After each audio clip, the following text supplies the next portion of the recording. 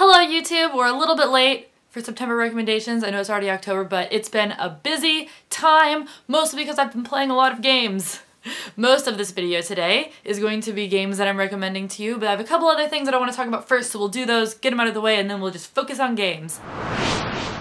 First thing that I want to talk about this month is the Matched series. I don't actually have Matched, which is the first one because I lent it to one of my roommates, but this is the second one in the series, Crossed. I've been meaning to read these for a long time. The covers are super cool. Here's the other two on the back right here. But it's this world where everything is probability and statistics. The society has figured out the best way to live a human life, and so you don't have to figure out anything for yourself. They've worked it all out for you. They know what job you're eventually gonna have. They know who your perfect match is, so you don't have to worry yourself with dating and all of that stuff. They've just figured it all out. You live to 80, everything's perfect.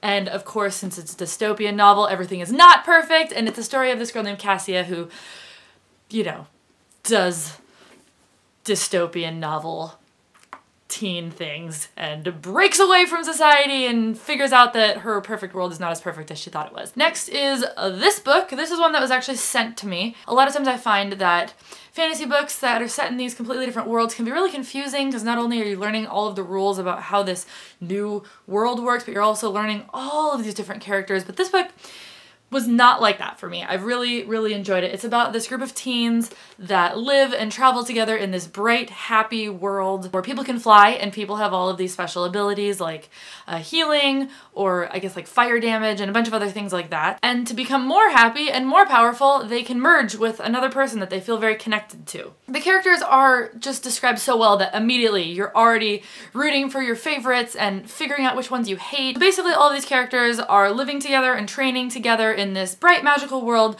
as they prepare themselves for this travel into this dark world, this other like dark part of the world, and it's called The Journey. And I'm actually not super far into the book yet, so I don't really know exactly what's gonna happen, but I'm really enjoying it, and I recommend it to anyone out there who likes sort of romance, fantasy, interesting character-based books.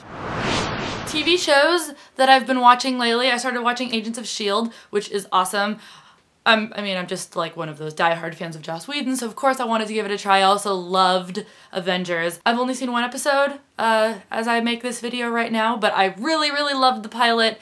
It was a little bit predictable, but I think, you know, for TV pilot, for entertaining the masses, I think that, you know, it did its job to suck people in, and I just really look forward to more of the witty dialogue that we know and love from Joss Whedon and the amazing acting from all of the actors on the show, and I'm pumped for this one. I've also been rewatching Battlestar Galactica with my roommates because two of them hadn't ever seen it, and it's been really, I was like, oh, you know, I just watched this about a year ago, I'm gonna remember everything, but man, I don't remember anything. So it's a great show to go back and rewatch, especially because knowing things that you know, having watched it once, there's so many little clues all along the way that you're picking up, and so I would say rewatching it is almost more fun than watching it the first time.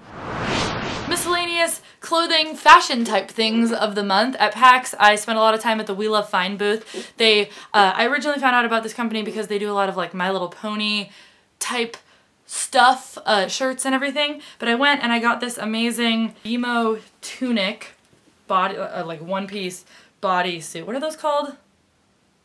I can't remember. Bodysuit thing. Anyway, I love this. The other thing I got were these kitten in space leggings, which were a huge hit because I wore them the next day to PAX and people liked them.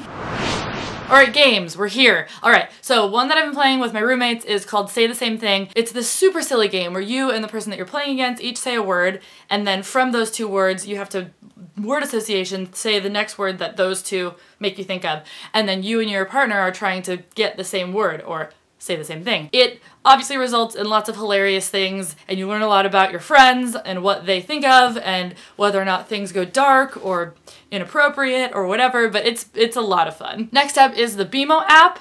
I found out about this recently. I don't know how long it's existed. I don't know how it got by me, but it's basically an app that your phone is BMO, and there's a soundboard with all sorts of fun things from the show that you can use as like alarm clocks and ringtones, and there's a little game, and I don't even care what it does. I just love that I can like play with BMO. It's so great. Next is Street Pass for the DS. the 3DS.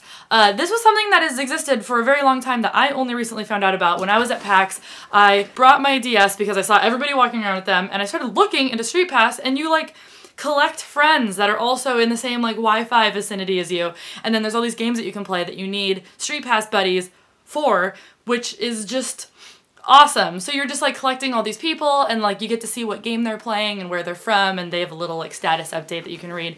And it just makes going to a place where there's a lot of people, like conventions are the best ones, or airports or sporting events or whatever, so much more fun because you're getting to like secretly interact with all the other people who have their Game Boys with them. Next up is Clash of Clans. This is a game that my brother actually told me about. We were on a family trip recently, and it was one of those days where I was like kind of bored, and he was like, "Kristina, you should play this game with me."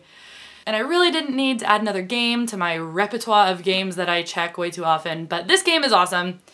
It's fiercely addicting, so be careful. But you're basically creating this village, and you're also building up an army.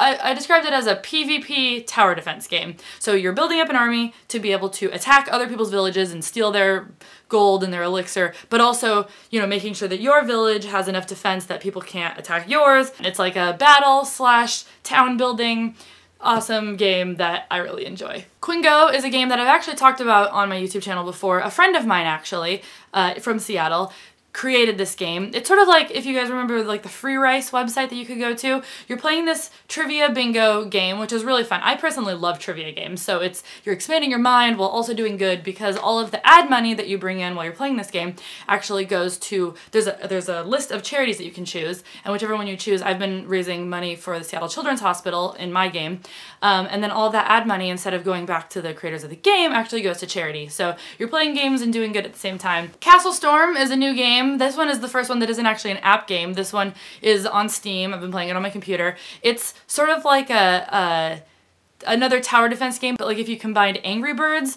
with a tower defense game. So you have these castles, and you're like building up your castle and trying to make it really good, and then you have all these different types of fighters, and then you have to stop the fighters from coming into your castle, but at the same time they're like firing crap at your castle, so there's all this stuff going on, but it's a lot of fun. I've been having a really good time with it, so go play that one if you're into Steam games. It was only like 10 bucks, and it's been awesome. Battle Camp is the game that I'm like the most addicted to right now. It's one of those games that's a lot of fun if you can get a lot of your friends to play. Puzzle and Dragons was a game that I talked about a while back, and this game is actually like identical to it, except everything's really adorable and chibi. It's kind of like a cross between like Pokemon and like a puzzle game, and also sort of like Neopets. I don't know, it's just like, it's very cute. You can join a troop with a bunch of your friends, and there's all these raids that you can go on with your friends, but you're also completing your quest chain on your own character, and then, you know, trying to build up the best team of monsters,